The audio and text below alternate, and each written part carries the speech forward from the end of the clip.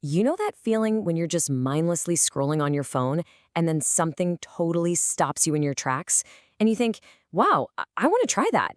Well, that little spark of inspiration is exactly what we're diving into today. How a simple scroll can be the first step to creating something really beautiful for your own home.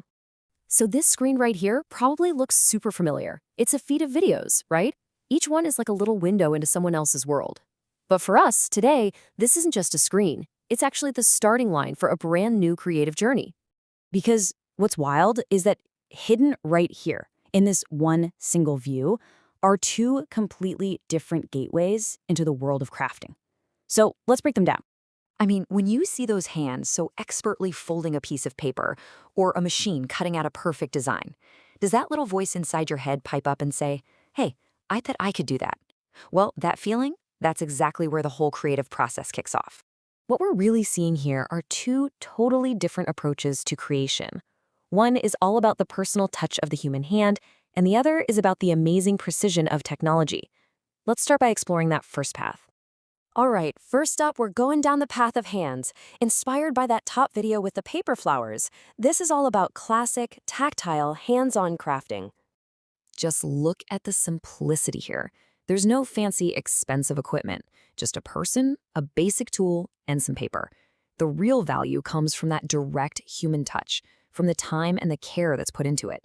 You know, in our crazy, fast-paced digital world, this kind of focused, hands-on work is such a powerful way to just slow down and make something tangible. Yeah, so the process is it's so beautifully simple. You start with materials that are easy to find, you shape them patiently, and what you get in the end is something that's perfectly imperfect, an object that tells a story and has a unique character that you just can't replicate. And this right here gets to the very heart of it. A hand-cut paper flower is never going to be perfectly symmetrical, and that's the whole point. That little bit of uniqueness is what makes it so special. Okay, now let's completely switch gears and take a look at the second path, the one that's hinted at in that recommended video.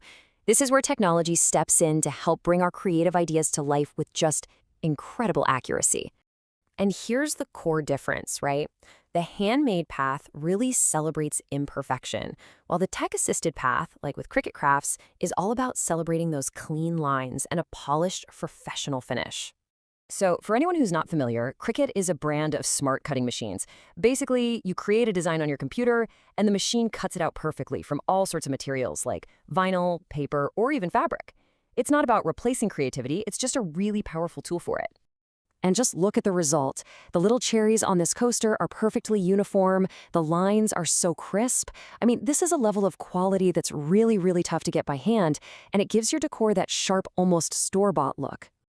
And another huge advantage here is customization. You can take a totally normal object, like this tote bag, and make it completely your own with custom text or a unique design.